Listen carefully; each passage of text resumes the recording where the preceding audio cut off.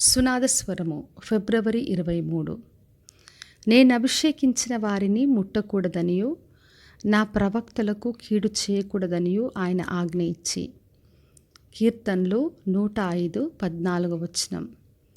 మన దేవుడు తన ప్రజలను కాపాడే దేవుడు. మరి తను ఏర్పరచుకున్న వాళ్ళని ఎవరు కూడా ముట్టకుండా ఆయన ఆజ్ఞ ఇచ్చి రక్షిస్తాడు. అందుకే ఈ రోజున బయలుపరుస్తున్నాడు. నేను అభిషేకించిన వారెవరు కూడా ముట్టకూడదు, నా ప్రవక్తలకు ఎవరు కీడు చేయకూడదని ఆయన ఆజ్ఞయిస్తున్నాడు. మరి ఆయన ఎవరు కూడా వారిని హింసించనీయలేదు. ఆయన వారి కొరకు రాజులను గద్దించిన దేవుడు. మరి రాజులతో అధికారులతో మాట్లాడి తన ప్రజలను కాపాడి సంరక్షించే దేవుడు. ఆదికాండం 20వ అధ్యాయంలో మనం చదివినప్పుడు అబ్రహాము సారా దేశంనకు వెళ్ళినప్పుడు రాజు సారాను తన ఇంట చేర్చుకున్నాడు. అప్పుడు దేవుడు ఆ రాజునకు స్వప్నమందు కనిపించి గద్దించాడు. ఆయన ప్రవక్త ఆయన భార్యను తిరిగి అతనికి అప్పగించమని చెప్పాడు. మరి దేవుడు సారాకు కానీ అబ్రహాముకు కానీ ఎవరికి కూడా ఎటువంటి హాని రాకుండా రాజును గద్దించి తిరిగి వారిని సురక్షితంగా నడిపించాడు.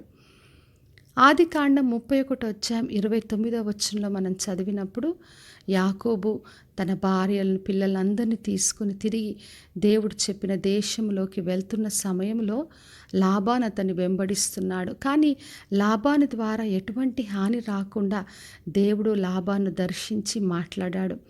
అందుకే యాకోబు తనకు చెందిన పిల్లలు సమస్తం కూడా సురక్షితంగా హాని లేకుండా మరి వారు తిరిగి వారి దేశంలోకి వెళ్ళారు. మరి అపోస్తల కార్యం 9వ అధ్యాయంలో చదివినప్పుడు సౌలు సంఘమును హింసించడానికి బయలుదేరినప్పుడు యేసుక్రీస్తు ఆయనను మార్గంలో దర్శించాడు. మరి సౌలును పౌలుగా మార్చుకున్నాడు. హింసించడానికి బయలుదేరిన వ్యక్తిని వాక్యం ప్రకటించడానికి కొరకు దేవుడు వాడుకున్నాడు. కాబట్టి నా ప్రియ సహోదరి సహోదర, ఎటువంటి అధికారులైనా ఎవరైనా కూడా భయపడొద్దని దేవుడు చెప్తున్నాడు. ఆయన ఎవరికి కూడా హాని రాకుండా రక్షించే దేవుడు. తన ప్రవక్తలను, తను అభిషేకించిన వారిని, తను ఏర్పరచుకున్న వారిని రక్షించే దేవుడు. కాబట్టి విశ్వాసంతో ఆయనను ఆశ్రయించి ఆయన ద్వారా ప్రతి ఒక్కరం మేలు పొందుకుందాం. ప్రార్థన చేసుకుందాం. పరలోకమందున్న మా తండ్రి, మా దేవ, ఈరోజు ఇచ్చిన వాగ్దానం కొరకే వందనాలు. వినిచిన ప్రతి ఒక్కరిని దీవించి ఆశీర్వదించండి.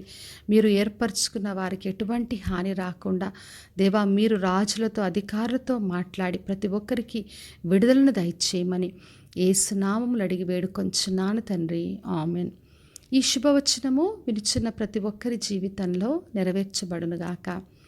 నేను మీ ప్రియ సహోదరి మంజులా చరణ్.